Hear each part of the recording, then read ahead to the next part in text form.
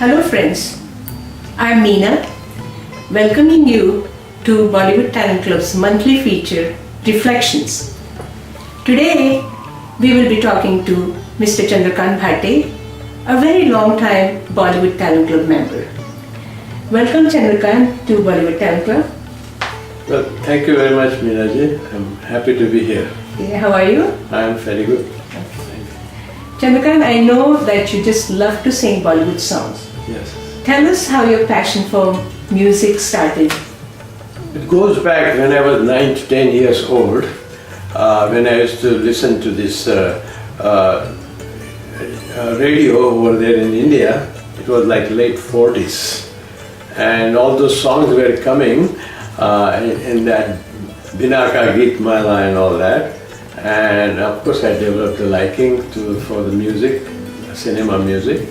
And then I started singing in bathroom through college years. And when I came to America in Staten Island in 1907, a friend of mine asked me to sing in a party of 20 people. So I sang the song and I said, oh, it sounds good. So I started developing my singing. And your connection with Bollywood Talent Club? Oh yes, I am connected with Bollywood Talent Club pretty much right from its inception. Dr. Nemath and I used to meet in those music parties, and the idea was born there that we should do something. Mm-hmm. And about 5-7 years ago, Dr. Nemath decided to foster Bollywood Talent Club and develop the website. Okay. And it looks like those efforts have been paid off since Bollywood Talent Club has come a long way. Oh yes, I have seen the growth from 5 people to 500 people now. Interesting enough. And today you'll have a chance to sing some songs, so our viewers will hear you sing those songs. Oh yes, I would love to sing. Turning to your professional career, you are a certified public accountant, Yes. or more commonly known as a CPA. Correct. I would imagine that requires a special license. Oh yes. How does that process work? But basically, I'm a chartered accountant from India, and once I came to the US, they required that I should take the examination because some laws are different than back in India, although accounting is pretty much the same. So we had to take some courses here to familiarize with the US taxation, US accounting, and then take a comprehensive examinations in accounting, auditing, business law, mercantile law, and taxation. So I happened to pass that examination. I understand it's a very tough exam. Oh yes, I heard that about 30% make it overall. So congratulations. Thank you. So how long have you been in this business and what is your specialty? I'm a practitioner as a CPA since last 20 years, and my specialty is really I handle small and medium-sized businesses, professionals like medical doctors, architects, dentists, engineers, and so on and so forth. So now we'll take a short break as Chandrakant will sing a song for us.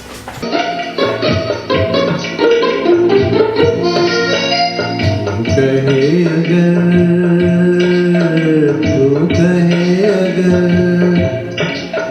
तू कहे अगर जीवन भर मैं गीत सुनाता जाऊं मन बीन बजाता जाऊं तू कहे अगर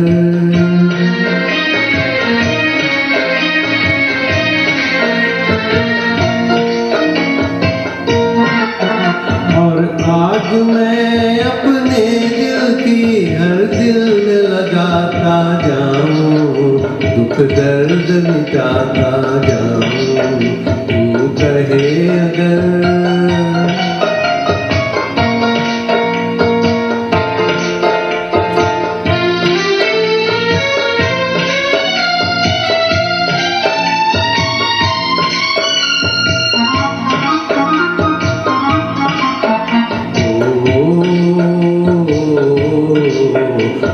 साज तू सरगम है मैं साज तू सरगम है।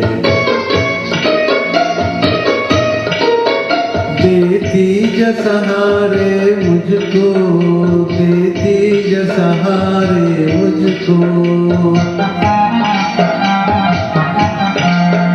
मैं राग हूँ तू वीणा है, मैं राग हूँ तू वीणा है।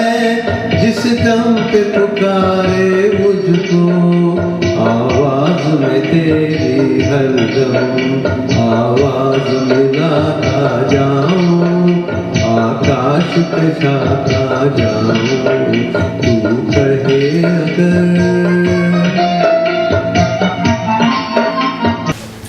That was very nicely done, a beautiful song. Thank you. Okay. Moving along, now you're in private practice. Yes. So prior to that, did you work elsewhere as an accountant, including in India? Oh yes, in India from 1961 through 69, I worked for a chartered accountants firm and a private corporation for roughly 80 years before I migrated to US in 1969. And after coming here, about from 1969 through 1981, I worked for a major US bank and some 3 Fortune 100 corporations in various in staff and management positions. And then in 1981, I decided to start my own private practice after resigning my position with the bank.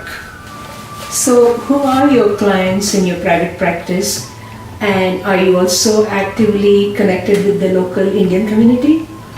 Yes, my clients are primarily in medium to small businesses and doctors, dentists, professional people, and also people who rent the real estate, retail businesses, some are manufacturing businesses. So I do have a variety of clientele, and I'm also involved with local community, and I do free work with charitable organizations, religious organizations at no charge.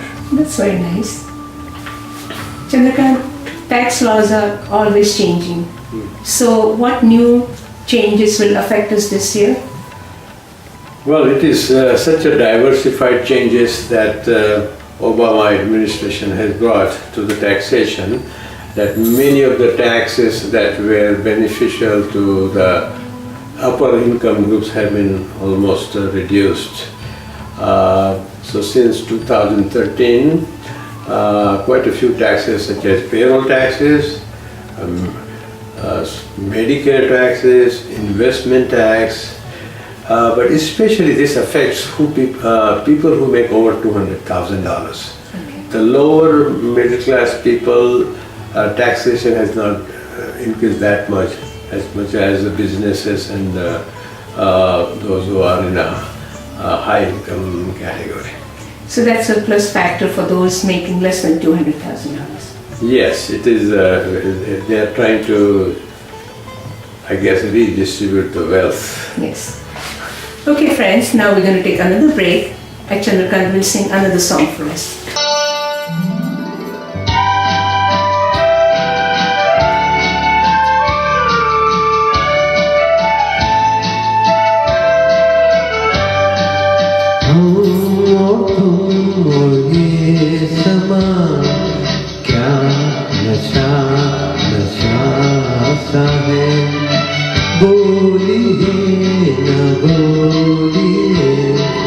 सब सुना सुना सा है, हम और तुम और ये समा, क्या नशा नशा सा है।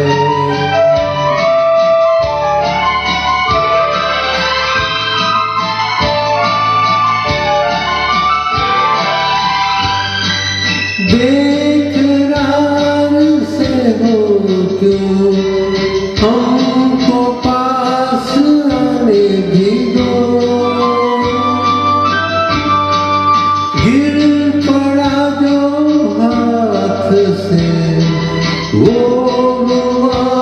उठाने भी दो, बनते क्यों हो जाने भी दो, बनते क्यों हो जाने भी दो, हम और तुम और ये समा, क्या नशा नशा सा है, बोलिए न बोलिए, सब सुना सुना सा है।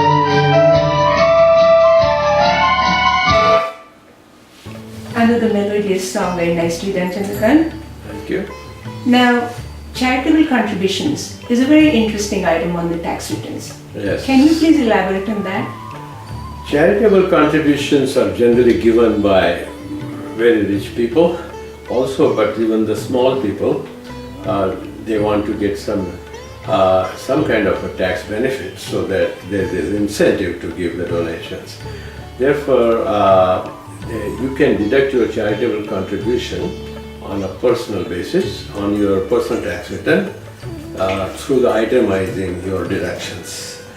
Currently, standard deductions does not allow. If you choose the standard deduction, they would allow charitable contributions. But there's something is going on that even though standard deductions are claimed, people are fighting for that they should get a deductions for their churches and all that stuff. So that's how the present law is on itemized deduction with its charitable contributions. And I would imagine you have to have a supporting document with it.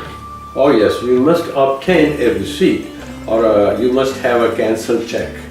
Now, if you contribute over $250, or including $250, then the charitable organization is obligated to give you a receipt, and also a cancelled check will be a secondary evidence to support that. But if somebody gives less than $250, then best thing is to you should give it by check, and that will serve as a evidence to support. So you have to have an evidence. Absolutely. No matter what amount. No matter what. Very good. That's interesting. Moving along. Now, when it comes to supporting tax return documents, how long should they be retained? Generally speaking, tax return documents are required by law for 3 years for personal tax returns and 7 years for businesses. However, this is a big proviso. If IRS ever smells the fraud, then there is no limit. Once somebody says 15 years ago you didn't claim the proper items, or you don't have the evidence, or there was a fraud, then they can go any number of years back. So friends, looks like we should not shred any tax return documents. For at least 10 years, I would say. Okay. Minimum. So now for senior citizens, what type of retirement accounts are more advantageous? Basically, whether it is senior citizens or not, eventually everybody becomes senior, right, after they retire from their jobs or businesses. Generally speaking, it's called IRA and 401k plans. These are mostly retirement kind of accounts which are very popular, for those who can afford it. So primarily, you can save up until you retire from your job. After retiring, you go to business, then you can do solo 401k.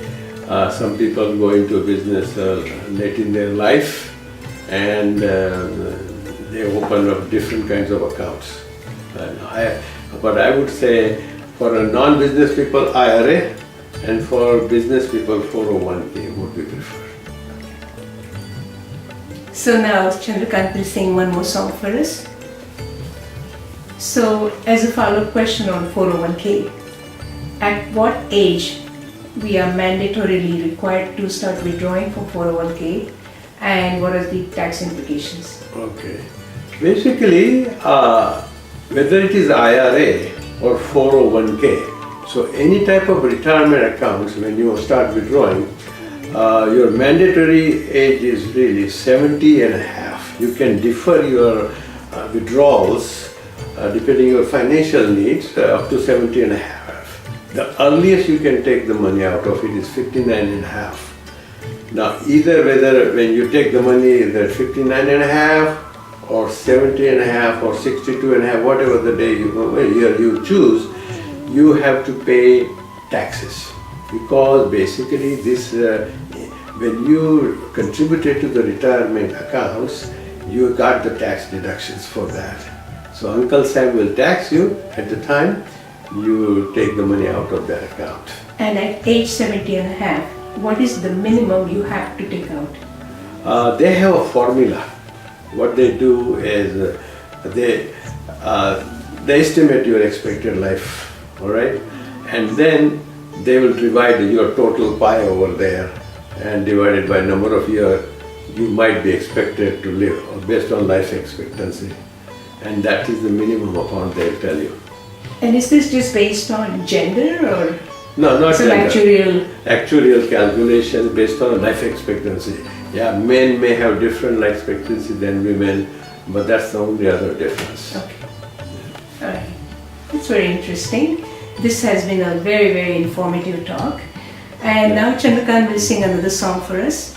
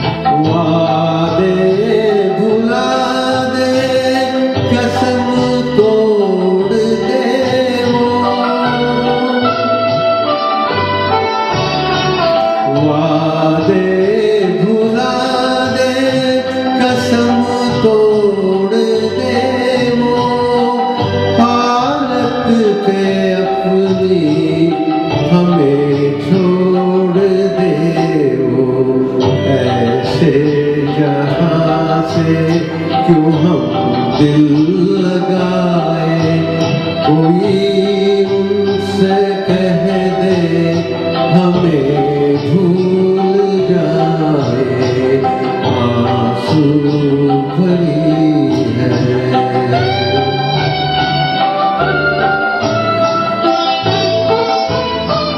Another melodious song, Chandrakant, very nicely done. Thank you very much. Friends, with this we conclude our reflection segment with Mr. Chandrakant Bhate. Hope you have enjoyed this segment. We will continue to bring you monthly reflection segment. Thank you. Thank you, Minaji, for having me. I'm glad to be here, especially with Bollywood Talent Club, where I worked with Dr. Namath for some time. You're most welcome and keep singing. Thank you.